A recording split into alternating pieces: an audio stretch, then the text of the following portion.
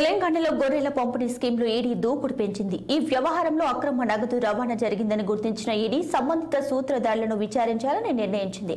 ఈ క్రమంలోనే ఈ కేసులో మనీ లాండరింగ్ ఆరోపణలు ఎదుర్కొంటున్న గులాబీ దళపతి కేసీఆర్ కు నోటీసులు ఇచ్చేందుకు ఈడీ అధికారులు ఆయన ఇంటికి వెళ్లినట్లు తెలుస్తుంది.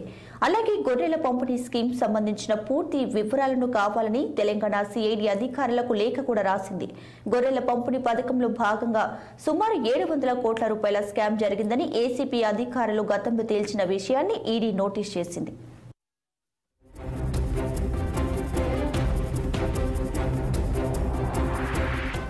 ఈ క్రమంలోనే మెదక్ ఎంపీ రఘునందన్ రావు సంచలన ఆరోపణలు చేశారు. కాసేపటి క్రితం కేసీఆర్ పై ఈడీ కేసు నమోదు చేసిందంటూ కీలక వ్యాఖ్యలు చేశారు. గులాబీ బాస్ మాజీ సీఎం కోసం ఈడీ అధికారులు వచ్చారన్న ఆయన గొర్రెల స్కామ్ లో కేసీఆర్ కు ఈడీ నోటీసులు ఇచ్చిందని పేర్కొన్నారు.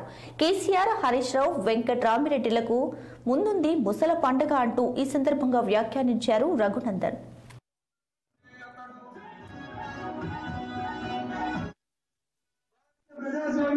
డాక్టర్ బిఆర్ అంబేద్కర్ గారు చెప్పారు, 1,00,000 కోట్లు వెంకట్రామిరెడ్డి ఓటుకు ఎంత విలువ ఉంటుందో పొద్దుకి మాపడికి పువ్వలేని మా కార్యకర్తల ఓటు కూడా అంతే బలం ఉంది.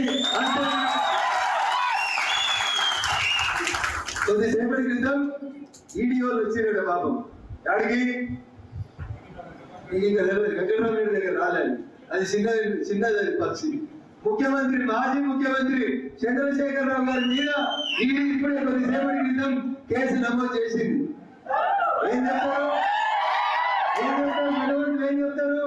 వారి చెడగొట్టదురా, ఎవరికి అన్యాయం చేయదురా, అన్యాయం చేస్తే పాపం కలిగి పోతామని చెప్తారా?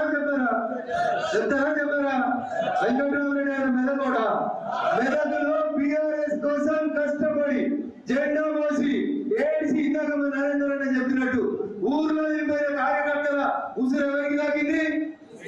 వెంకటరామరెడ్డికి తాకింది. 200 కోట్లు కాదు, 500 కోట్లు ఖర్చు పెట్టినా వాడు ఎన్నికలలో గెలవడు. తెలుసాడా? జర మొదలైంది ఇప్పుడే. అదే సినిమాలో చిరంజీవి చెప్తాడు. ఏం చెప్తాడు? In front there is crocodile festival. Venkataramareddy గారికి ఉంటుంది క్రొకడైల్ ఫెస్టివల్, గౌరవనీయులు హరీష్ గారికి ఉంటుంది,